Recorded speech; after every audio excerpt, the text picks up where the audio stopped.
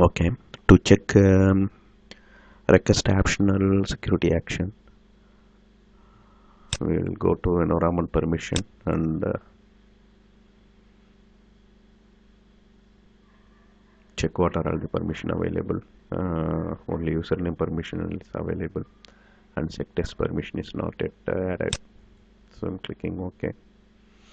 Going to program.cs. Now we will add request optional permission.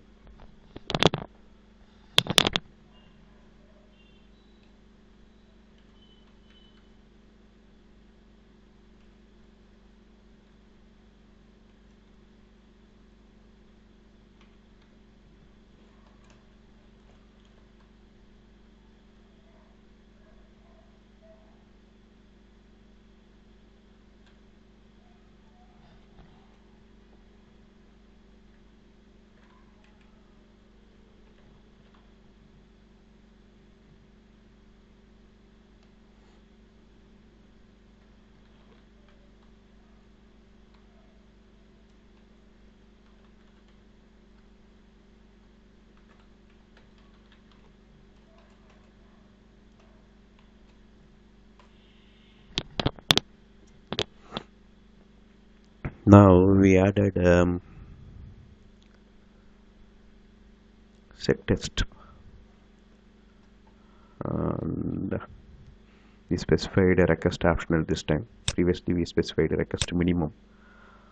So what happens now, it revokes all other permission for this assembly and sets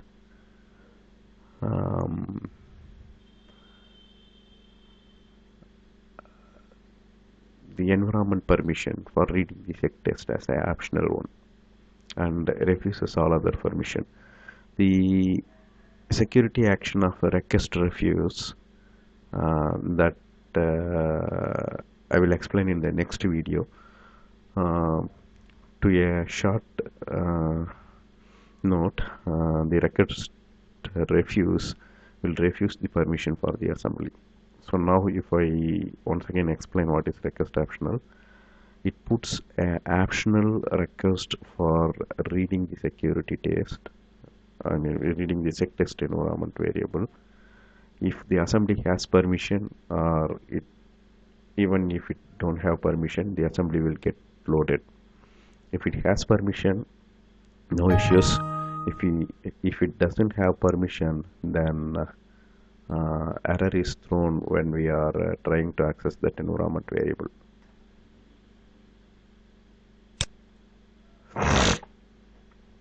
Okay. Now if I load, you will see that you may be getting an error on UI permission because that permission is not there because that is refused. If you see here, local intranet zone has UI permission, right? But we will see where the error is throwing when we try to run it. See, we are getting an error at application.run new FRMsec because this is a UI, right? A form is a UI.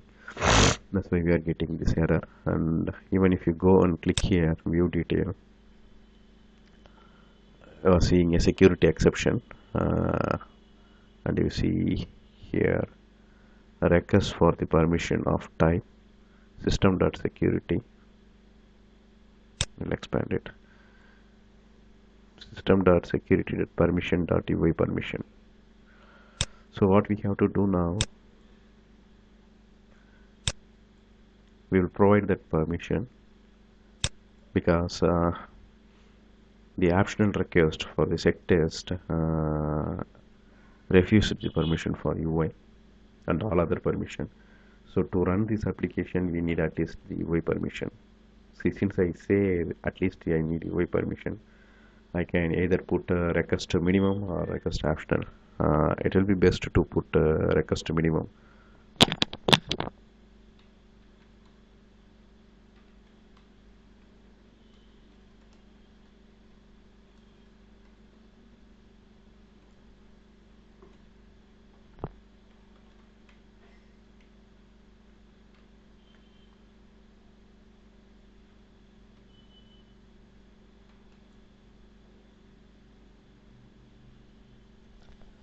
I'll keep unrestricted access, so that I no need to fine tune it if any other error comes.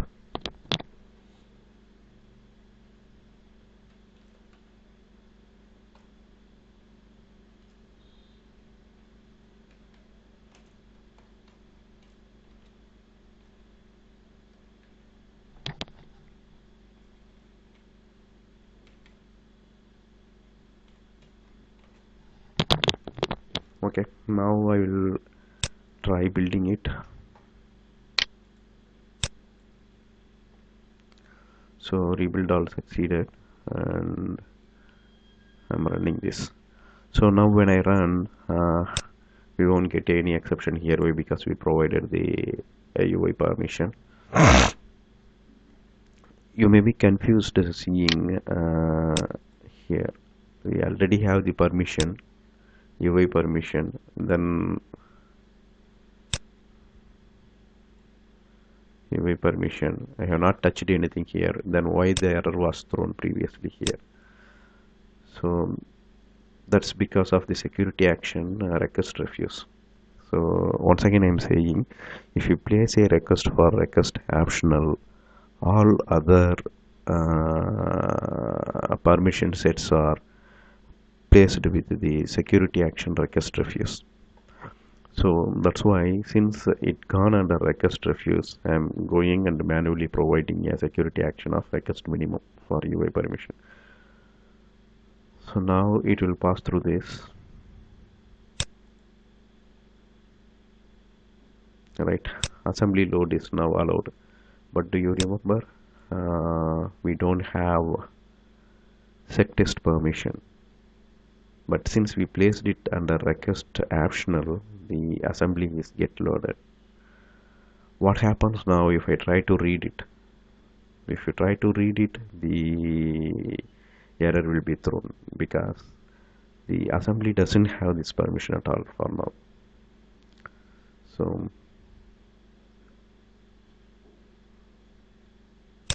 I will go here and I place a breakpoint. Then I will try to read the SIG test.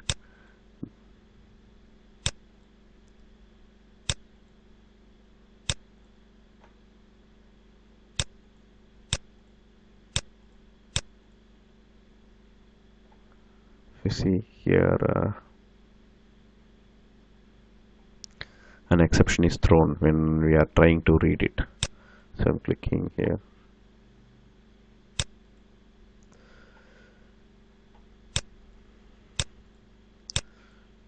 Now what we will do,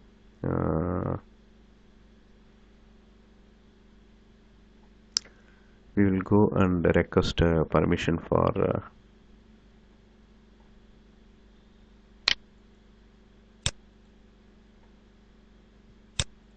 SIG test.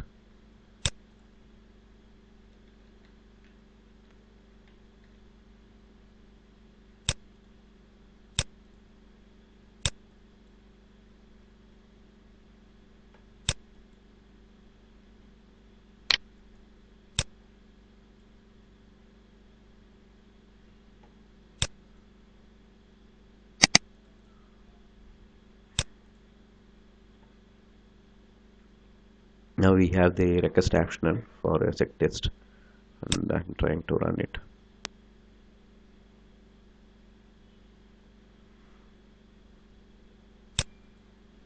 You see, now I can able to read it. So the assembly load is allowed with the request optional, and if I have actual permission, I can read it. But if I don't have actual permission, the exception is thrown at runtime. But in case of request minimum, the security check is performed at assembly load level. That's all on request optional. Closing this video.